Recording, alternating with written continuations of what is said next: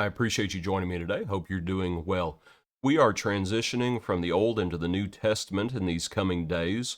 What we're going to look at today, we're going to look today and tomorrow at passages in Daniel. Consider a few different ideas. Before we get into that, though, our hymn today is Kneel at the Cross. Kneel at the cross, Christ will meet you there. He intercedes for you. Lift up your voice, plead with him your care, and begin life anew. Kneel at the cross, kneel at the cross, leave every care, every care. Kneel at the cross, kneel at the cross. Jesus will meet you there.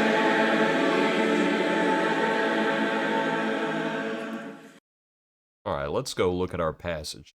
In Daniel chapter 8, it says, "In the third year of the reign of King Belshazzar, a vision appeared to me, Daniel, after the one that appeared to me the first time." He had several visions.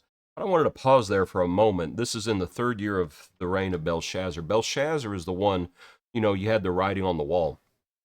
And when you just read that account, and it all happens, it looks like in one day and one night. He doesn't know who Daniel is. The queen mother has to introduce him, basically, has to introduce Daniel. When the writing on the wall happens and the king doesn't understand it, of course, and none of the wise men are nearly that wise. And so the queen mother says, well, there's a man. Your father used him, but you've never used him. And then, of course, that night is where Darius the Mede enters the picture. I've said all that to say this. It's real easy to look at that and say, oh, well, while Belshazzar was reigning, not too much was happening with Daniel and in Daniel's life. And that's just simply not true. There's more than one vision. Daniel is busy doing his work. And there is more than one vision, and this is just one of them. In the third year of the reign of Belshazzar, vision appeared to him. He saw in the vision, and what it is, this is the vision of the ram and the goat. So there's a ram, verse 3, that has two horns, and the two horns were high, but one was higher than the other. The higher one came up last. And this vision is going to be interpreted, so we're going to see who we're talking about. So I saw the ram pushing westward, northward, southward, and suddenly a male goat came from the west across the surface of the whole earth without touching the ground. A goat had a notable horn between his eyes. Came to the ram that had two horns, and there they are, and they confront one another. And there is no power in the ram to withstand him. He cast him down to the ground and trampled him. There is no one that could deliver the ram from his hand. Therefore the male goat grew very great. Okay, like I said, these are actually interpreted a little down a little further, and as you have Gabriel doing the interpretation, speaking to Daniel, says, listen, the ram which you saw having the two horns, they are the kings of Media and Persia. Male goat is the kingdom of Greece. You might remember, so Darius the Mede. But eventually you're going to have Cyrus the Persian. But after them, you're going to have someone else. The male goat is the kingdom of Greece. So this goat that's just flying across the land and no one can stand before it. The large horn that is between its eyes is the first king. As for the broken horn and the four that stood up in its place, 4 kingdoms shall arise of that nation. And of course, what we're talking about is the Greek Empire. What we're talking about is Alexander the Great. Right? That's how it begins, right? Alexander wept for there were no more worlds to conquer. And he conquered the known world at that time, the civilized world. He conquered that empire at least. And as the vision shows, a goat running and its feet aren't even touching the ground and nothing could stand in his way. And so you have Alexander the Great. But when Alexander the Great dies, he dies without an heir. And so it ends up being split up 4 ways. The kingdom does. And now out of the 4 kingdoms, you're going to have different empires. And I believe the name of one is the Seleucid Empire, and such things as that. But I just wanted you to think as we transition from the Old to the New Testament, and you think about all these different empires, and here is we start looking at the Greek Empire. Tomorrow we're going to think about Rome, but you think about the Greek Empire, and it's like it is the height of man's wisdom. Even in philosophy classes today, people still talk about the Greek philosopher. I believe it was, pardon me, I'm still fighting through medicated days, days, or however you want to put it.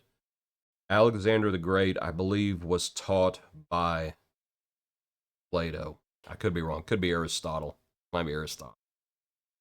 But anyway, point still stands that in philosophy, even today, some 2,500 years later, however many years, people still talk about the Greek philosophers. It's the height of man. And what happens to it? Falters. That's what happens. So you have Alexander the Great. You have Alexander the Great dying. You have the kingdom being fractured. You might think about what Jesus said: a kingdom divided against itself will not stand. And that's what ends up happening. And with it all, to look back in our account, one of the things I think that is being prophesied here, if I remember correctly, speaks about towards the end a king would arise. And I think we might be talking about Antiochus Epiphanes. And if you've ever studied him, you know just how horrible he was and how he persecuted the Jews, and all of that was happening in the intertestamental period. Through his cunning he shall cause deceit to prosper under his rule, and he shall exalt himself in his heart. He shall destroy many in their prosperity. He shall even rise against the prince of princes, but he shall be broken without human means. And that last phrase is what I wanted you to key in.